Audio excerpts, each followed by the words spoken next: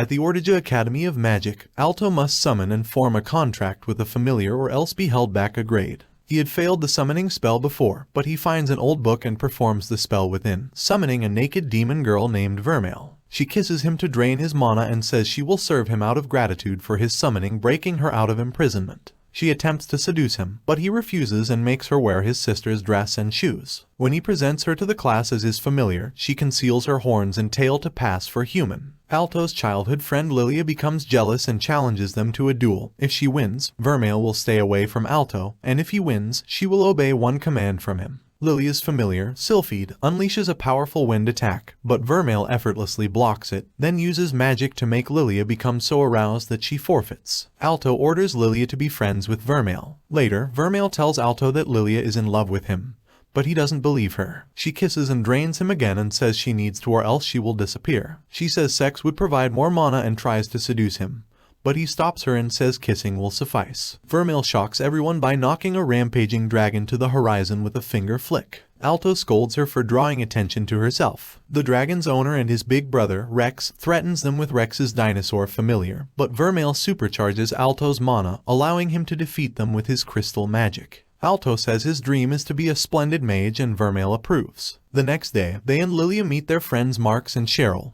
Then the headmaster calls them and says whoever can retrieve a fairy flower from the forest will be the class representative. As they race, Marx is knocked out by a man-eating plant, forcing Cheryl to tend to him. The others find the flower guarded by a Cerberus with a cold, so Lilia drinks an invisibility potion. However, her clothes are not affected, forcing her to discard them. One of the Cerberus heads was well allowing it to detect her, so Alto and Vermeil knock it out. Lilia gets the flower, but the invisibility wears off. In her embarrassment, she drops the flower and it blows away into Cheryl's hands. She wins the position and the others congratulate her. Vermeil enjoys eating modern food for the first time.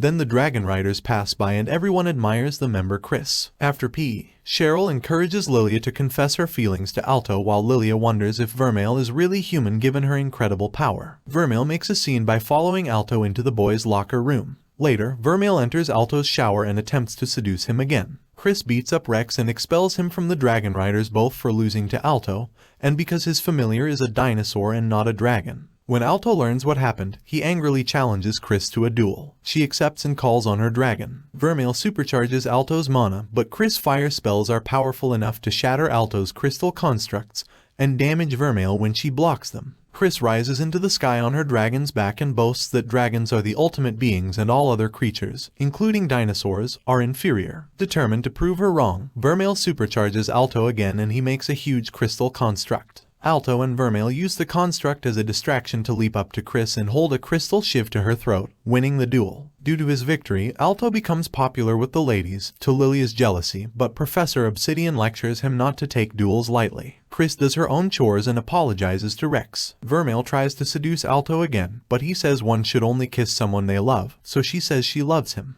Troubled, he asks Obsidian about human-demon romances. He replies demons only want humans for mana. Alto confronts Vermeil, but she proves herself by kissing him without draining him. Obsidian seduces a student, Emma Abeline, but injects her with something and leaves her frozen in ice. She is rescued but left in a coma, and the student council discusses Emma is the third student to be attacked. The class is assigned to write reports on their familiars. Alto reluctantly measures Vermeil's body. Lilia jealously spies on them with the invisibility potion after trusting Cheryl with her clothes. Alto brushes Lilia's nipple without noticing, leaving her in bliss. On his report, Alto lists Vermeil's likes as sweets, but Vermeil adds Alto. Meanwhile, a seemingly possessed Rex and his mutated dinosaur beat up Chris and her dragon. In a flashback, Rex summoned his dinosaur as an egg and Chris helped him hatch it, believing it was a dragon egg. Vermeil embarrasses Alto by showing public affection.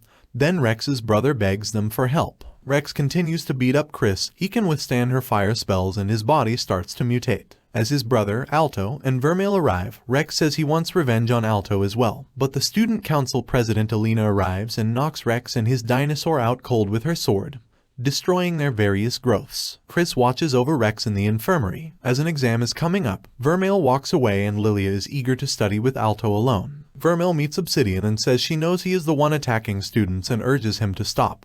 But he injects her with something that causes her pain and makes her release dark energy. Everyone senses this and Alina rushes to the scene, but is stalled by a monster summoned by Obsidian. As Alto rushes to the scene, Vermeil transforms into an uncontrollable monster while Obsidian gloats. Alina battles Obsidian's monster, which regenerates from each attack. Obsidian wraps a magic chain around Vermeil's neck to control her. As Alto and Lilia arrive, Obsidian gloats that he was attacking people and injecting them with demon essence to try to turn them into demons, but now he has a real demon. Vermeil suddenly breaks the chain and attacks Obsidian, but Alto shields him and is impaled on her claws. Enraged, she attacks Obsidian again, but Alto blocks her again and says not to kill before collapsing. Vermeil returns to normal and heals Alto. Obsidian freaks out, saying demons are not supposed to heal, then injects himself with his formula and transforms into a hideous demon, declaring he will kill them all. Vermeil effortlessly punches a hole through him. He panics and tries to fly away, but Chris shoots him down and Vermeil knocks him out. The monster Alina was fighting retreats. Obsidian is arrested while all his victims wake up from their comas. Later, Vermeil sadly explains to Alto that to heal him, she linked their life forces together, so if one of them dies, the other will die as well. Vermeil then becomes cold to Alto and says her monster form was her true form, so she should stay away. Alto says he doesn't care and kisses her, leaving her flustered. The girls mourn the loss of Obsidian while the boys complain that Vermeil stopped coming to class. Lilia meets Vermeil and says she doesn't care that she is a demon because she is not evil. Plus she trusts Alto to rein her in if she loses control again. Vermeil returns to Alto's room and they reconcile and kiss. After slaughtering the inhabitants of a church, a warlock and witch named Iolite and Heliodor discuss Obsidian's failure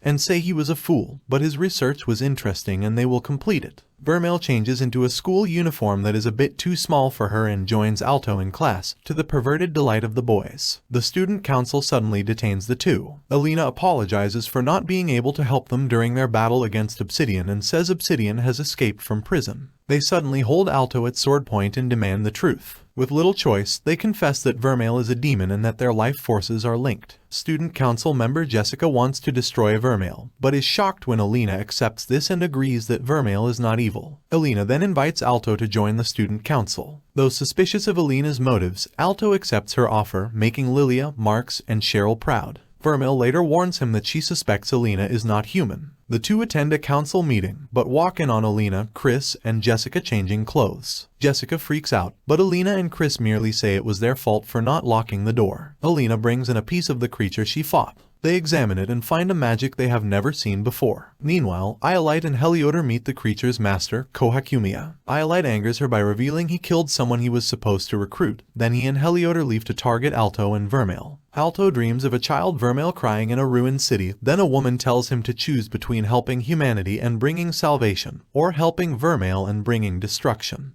He wakes up and is nervous about the upcoming exam, so Vermeil kisses him to drain and then supercharge him. Students from all over the country show up to take the exam. The professor shows them a crystal ball with a flame inside and says they must pour their mana into the flame to strengthen it. Several students try, but cannot affect the flame and fail. Lilia realizes it is because they are focusing their mana on the crystal, and not the flame. She easily makes the flame big. Cheryl and a student from another school also make the flame big, while Marks barely manages to affect it and pass. Alto is last. He realizes one can pour mana more easily by approaching the crystal from behind. But Vermeil encourages him to show off, so he pours his mana from the most difficult spot and makes the flame so big it shatters the crystal. He apologizes, but the professor says he passes. Alto and his friends have a picnic before the written exam and encourage each other. Vermeil pulls Alto into a hallway to kiss him, almost making him late. The student from the other school goes to the bathroom and complains about Alto showing off, but Iolite sneaks in and murders him before stealing his test ticket. Meanwhile, Alina and Jessica practice fencing. After Alina wins, they take a shower and discuss Alto and Vermeil. Jessica still cannot believe he summoned a demon, while Alina says they are obviously in love. Alto reaches the test room, but Vermeil has to wait outside. Iolite enters, sits next to Alto, and wishes him luck. Vermeil sits outside bored, but remembers how Alto promised to protect her. Alto freaks out when Iolite falls asleep as soon as the test starts, but concentrates on taking it.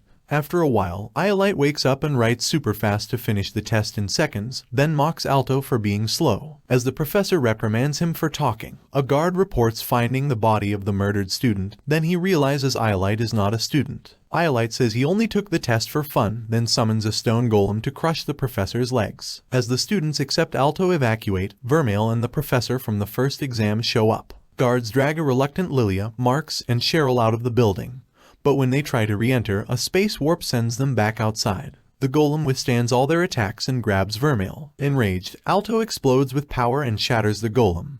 But Iolite summons more and impales his shoulder. Alto asks what he wants and he says his group aims to destroy the world with the help of demons. Vermeil goes into her monster form, but Iolite easily knocks her out. He tries to kill Alto, but the book he used to summon Vermeil shields him. Then the woman from his dream appears. She says she is the memory of the Mage of the Beginning, the one who sealed Vermeil. Iolite tries to attack, but she freezes time and sends Alto into Vermeil's memories. He finds himself 550 years in the past and sees a child version of Vermeil happily playing. The Mage of the Beginning explains Vermeil was raised by a nun alongside the orphans Miel, Lynn, and Kate. They knew she was a demon but did not care. One day, the townspeople learned Vermeil was a demon and blamed her for a plague hitting the country, so they formed an angry mob and laid siege to the church. Miel urged Vermeil to escape, and she almost made it out of town before she overheard the people saying they would kill her family. She ran back, but was too late, her family had been hanged. As the mob surrounded her, she lost her temper and went into her monster form for the first time, then killed everyone and burned the town to the ground. As Alto is appalled by what he had witnessed, the mage says this was her crime and the reason why she was sealed.